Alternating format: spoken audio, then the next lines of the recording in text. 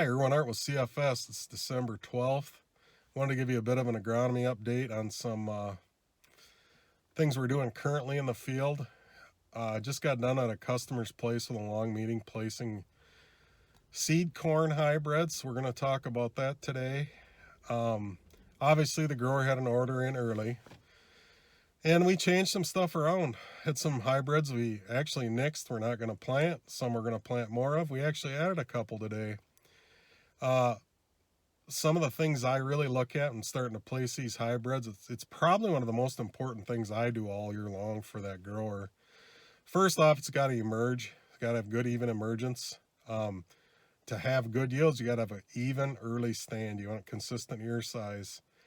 Standability is a big one for me. We can't pick everything in a week, so we got to have standability. I also look a lot at dry down and good test weight. I'm really one that's starting to look at grain quality more as we get into these higher yield environments. You add a couple pounds of test weight, makes a big difference.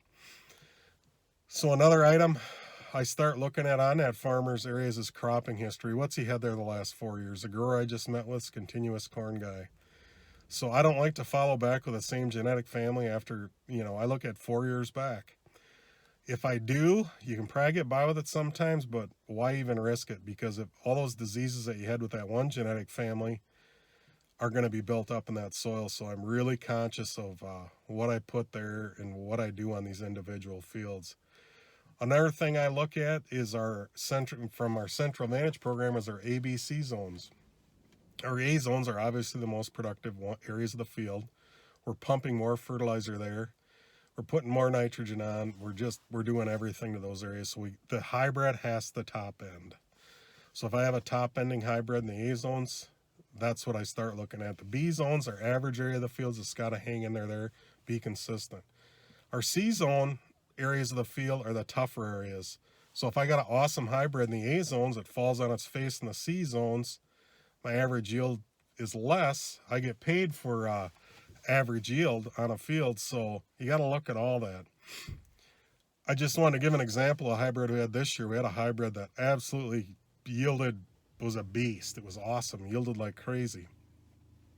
You take that hybrid where you got a lot of productive soils, you babied it, you fungicided it twice, V5 and VT, you side dressed it, you got good drainage, good soils, the thing was unbeatable.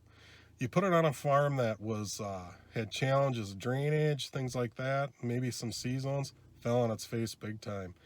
That's a hybrid we are going to plant this year. We're going to be very selective of where we put that hybrid.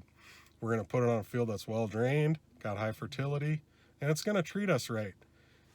If I put that hybrid where I have a lot of challenging soils, I'm going to lose my butt on it. So you got to be careful there. Another thing I look at is fungicide application. I do V5 fungicide on every acre. I recommend it on every acre. We're cold and wet up here in the north. We got to get that plant off to a good early start, get that root growth going, and it's a good management practice. And then also with these hybrids, the VT fungicide, I go strictly on response to fungicide. If that hybrid has a strong response, giving me a consistent yield response. Some of these hybrids is 20, 30 bushels on fungicide at VT.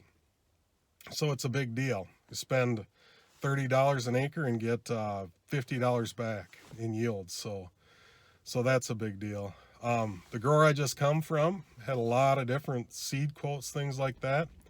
Some of the seeds $100 a bag cheaper than what I'm selling.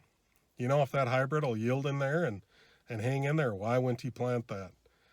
I just can't tell you enough where you have to plant the hybrid that's going to make you the most money. If I can confidently recommend a hybrid that's going to probably be 20, 25 bushels better, that's a lot of seed cost. I mean, your seed cost it's relevant, but you got to be careful there. You got to make sure you're getting everything you can out of every acre. So that's just kind of the update I wanted to give you today. I wanted to thank you for listening and have a Merry Christmas. And we'll talk to you next time. Thank you.